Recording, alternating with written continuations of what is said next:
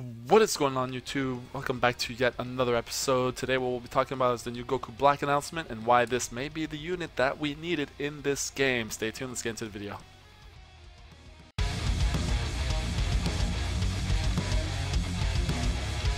Alright guys, as usual, we have all of the giveaway information on the screen. Make sure that you are subscribed and that you are listening throughout the video for the two questions I'll be asking you to leave in the comments if you want to take part into the giveaway. That being said guys, let's get right into it. First of all, you know what, let's just watch this right here.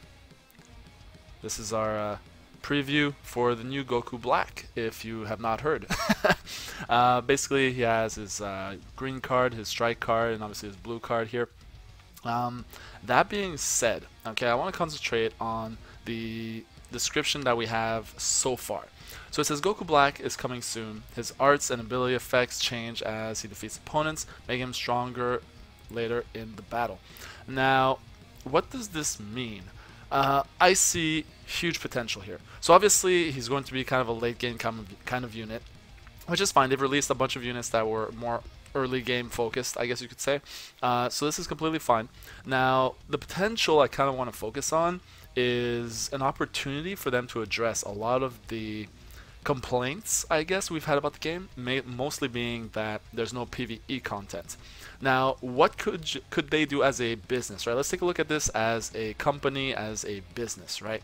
They have a bunch of free-to-play players. That's a fact. There are tons of whales, there are tons of free-to-play players, and each have a voice. So what do if you want your free-to-play players to invest into the game? Well, one of the things they could do is make this Goku Black here, because we have that both the shop and the summons will be in maintenance, right? So something's coming in the shop. So obviously it's Black Friday, there's going to be specials and stuff like that, but they could make Goku Black a guaranteed unit. Now, hear me out. I can already hear that people are kind of doubting here. But they could make him a guaranteed unit because we've had Majin Buu be a guaranteed unit. We've had Kamikolo be a guaranteed unit. Now, consider that you get him guaranteed one time, 2 stars, right? Off of buying, let's say, the $10 or $20, whatever it usually is, crystal pack. So now you have the free-to-play players incentivized to get something guaranteed if they do spend money. That's number one. Number two is what they're talking about here with the whole as he defeats opponents, making him stronger later in the battle. They could actually release some PvE content based around this.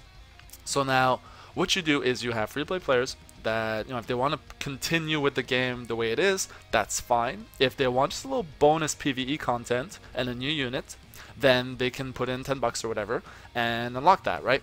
So whereas everyone else, well, the whales are just gonna whale this out anyways. You can also put them on the banner, but the whole changing as he defeats opponents could be, for example, Super Saiyan after the first opponent, and then Rose as the third opponent.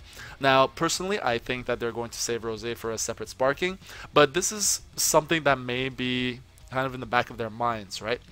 So a huge amount of potential going into that first paragraph. Now the second paragraph is with his unique ability, damage to Saiyan and hybrid Saiyan characters increases by 30%. Use him as a yellow Saiyan killer. So he's going to be a yellow unit. He's going to be doing a ton of damage to Saiyans and hybrid Saiyans. And 30% is no joke. I'm going to be making a kind of specific video about this probably when he's released. I want to kind of have a look at what actually comes with the unit before I make that video. But essentially, we could have a unit that fits on every single team. Because, you know, if he's a Saiyan killer, I can only assume that he won't be a Saiyan himself, or it's very unlikely. So what then happens, right? You end up with another Dabura. Maybe he has some random tag that nobody cares about, and buffs yellow units, right? So what he could do then is be put on very defensive teams. So for example, let's take the new Frieza Force units that we talked about, right? We're saying, oh, what are you going to do, bring extreme units? Well, what if you could bring Lord Chilled as your defensive unit? You could bring Frieza, Final Form Frieza, as your kind of damage dealing and CC bringing kind of unit with his skill card, and then you bring Goku Black, right? So you would have a dedicated anti-Saiyan team that is very strong on their own, right? Because you could have the Frieza Force bench units to kind of keep the other two nice and strong, while Goku Black just has an inherent 30%, right? So that's just kind of a scenario of what could happen. Now, what it could be worse even is that you end up having Goku Black on literally every single team, being the Saiyan and hybrid counter, right? So imagine seeing him with androids, where you could bring 16 to cover him, along with blue android 18, for example, and just absolutely destroy hybrid Saiyans. Bring yellow, or for example, perfect cell, yellow 18 or perfect cell, to destroy Saiyans, right? You could have kind of dedicated teams like that. You could have him on the regen team to kill hybrids, Saiyans, and then have Kamikolo to take care of the androids. You could end up with something absolutely ridiculous. So that's kind of what I'm worried about with this kind of a unique ability that addresses two different classes. We'll have to see what happens. Now, as far as the yellow mention here, I really have a feeling that his Z ability is going to be buffing yellow units. I don't know, it's just a feeling that I'm getting. Them saying that they're going to be running maintenance on the shop and summon. Again, if they go with the whole making him a guaranteed drop off of the Chrono Crystals, then the summon banner may include that Super Saiyan 3 Goku and Kale, right? It's doubtful. It's doubtful. I think that, especially for Super Saiyan 3 Goku, they would have had something a bit more special to announce him. They wouldn't just kind of drop him. Although, I mean, for Gogeta, all we got was Shallot's blue card animation, right? So it was kind of like a teaser type thing. But I don't know, we'll have to see, right? The last thing I want to talk about, though, is just going back about the whole fitting what they're saying into context, right? So they mentioned that he has to defeat opponents. Now, whether or not he has to actually defeat them himself, or if it's just if the enemy team has them downed already, that's going to be interesting to see. A lot of this is kind of down to interpretation, right? So, I mean, it says it's going to be released when? On the 22nd, this is JST. So it might actually be the day before, which means it might be coming out on the 21st for America, right?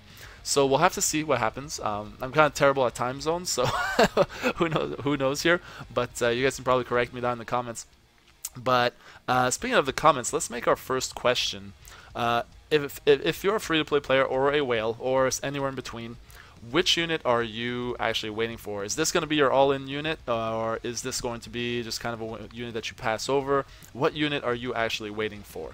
The second question will be, are you thinking that they're going to drop anything significant with the new summon maintenance here? Do you think that we're going to just get Goku Black, or will there be anything extra, right? Is it going to be Super Saiyan 3 Goku? What do you think is coming on that banner? Again, guys, make sure that you are subscribed and are commenting your answers to questions below, and I will see you in the next video. See ya!